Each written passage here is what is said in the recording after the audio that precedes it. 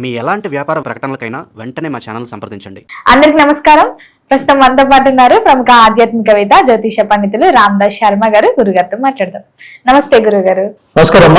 గురుగారు, జూలై నెల ప్రారంభం అయిపోయింది. మరి ఈ జూలై మాసంలో వృషభ రాశి వారికి ఎలా ఉండబోతుందంటారు? ఎలాంటి జాగ్రత్తలు తీసుకోవచ్చు అంటారు? ఆర్థిక పరంగా, ఆరోగ్య పరంగా ఎలా ఉంటుందంటారు? ఈ మాసంలో వీరికి గ్రహ గోచారం ఏంటంటారు?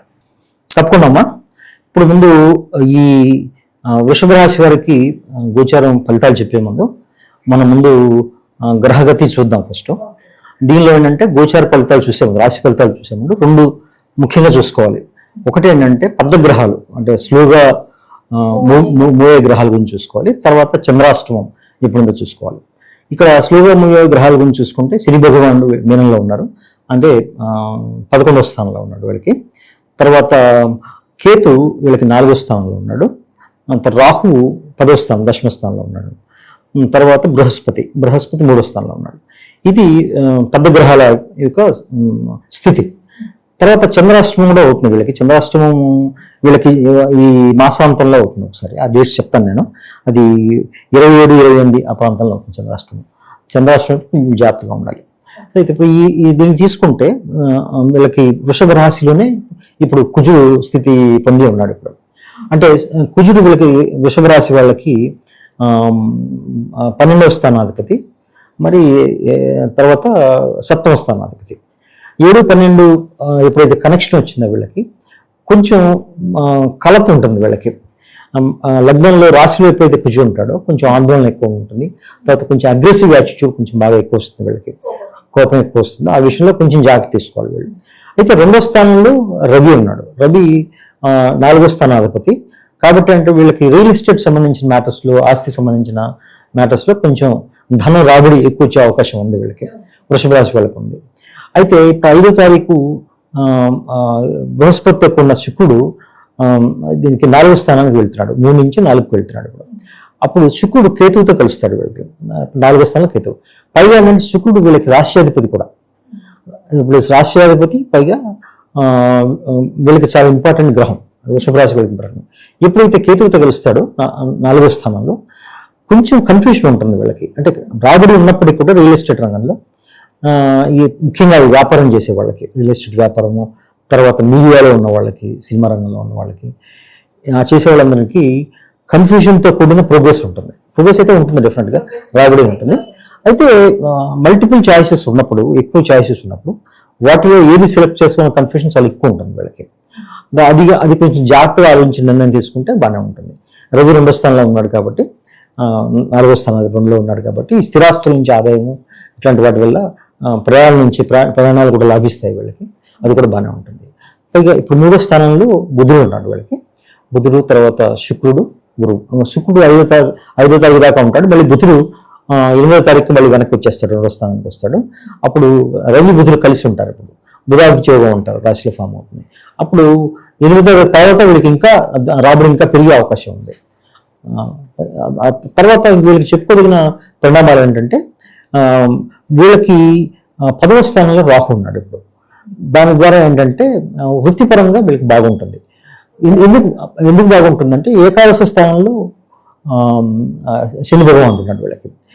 వృషభ లగ్నానికి, తర్వాత తులా లగ్నానికి, తులారాశికి, వృషభ రాశికి శని కారకుడు అంటారు. ఆయన ఎక్కువ యోగాన్ని ఇస్తాడు. సో ఏకాదశంలో ఆయన ఉండడము, శని భగవానుడు ఉండడము, దశమంలో రాహు ఉండడం వల్ల వృత్తిపరంగా వీళ్ళకి అభివృద్ధి చాలా బాగా ఉంటుంది.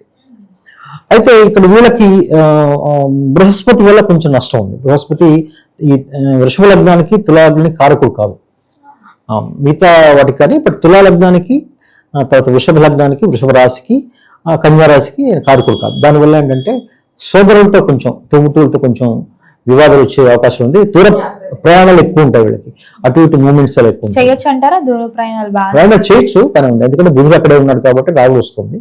పైగా బుధుడు 8వ తారీఖు తర్వాత మళ్ళీ వెనక్కి వస్తాడు కాబట్టి దాని ద్వారా మనీ వచ్చే అవకాశం కూడా ఉంది. అయితే కొంచెం శ్రమతో కూడిన ప్రయాణాలు ఎక్కువ ఉంటాయి వీళ్ళకి. ఆ ప్రయాణాలు అంతకుముందు కంటే ఇప్పుడు ఎక్కువ ఉంటాయని చెప్పచ్చు. జూన్లో ఈయన సంక్రమణం తర్వాత, గురు సంక్రమణం తర్వాత కొంచెం ప్రయాణాలు ఎక్కువే అవకాశం ఉంది. అయితే వృత్తిలో మాత్రం అభివృద్ధి అయితే బాగానే ఉంటుంది వీళ్ళకి. మరి గురువు గారు, విద్యార్థులకు ఎలా ఉంటుందంటారు ఈ మాసంలో? విద్యార్థులకు కొంచెం ఈ మాసంలో కొంచెం ఫోకస్ తగ్గుతున్నాయి చెప్పాలమ్మా. ఎందుకంటే రాష్ట్రాధిపతి శుక్రుడు 4వ స్థానంలోకి వెళ్తున్నాడు. ఫోకస్ తగ్గుతుందా? తగ్గుతుంది. 3వ స్థానం నుంచి 4వ స్థానంలోకి వెళ్తాడు. కేతుతో కలుస్తాడు అనమాట. కేతుతో ఎప్పుడైతే ఏ గ్రహం అయినా కలుస్తుందో ఆ గ్రహం కేతు ఏం చేస్తుందంటే కన్ఫ్యూషన్ క్రియేట్ చేస్తుంది. అంటే కొంచెం దానివల్ల వాళ్ళు చదువులో ఫోకస్ తగ్గి వేరే వాటి మీద ఫోకస్ పెరిగే అవకాశం ఎక్కువ ఉంది. అది ఈ గ్రహగతి ఉన్నంత కాలం మళ్ళీ శుక్రుడు మారగానే మళ్ళీ ఇది తగ్గిపోతుంది వాళ్ళకి. తర్వాత వ్యాపారస్తులకి వాళ్ళందరికీ బాగానే ఉంది, రాబడి అంతా బాగానే ఉంటుంది వాళ్ళకి. ఎందుకంటే సప్తమాధిపతి వీళ్ళకి కుజుడు దీనిలో ఉన్నాడు కాబట్టి, లగ్నంలో ఉన్నాడు కాబట్టి నిర్ణయాలు మంచి నిర్ణయాలు తీసుకుంటారు. అయితే అగ్రెసివ్ తీసుకుంటారు వీళ్ళు.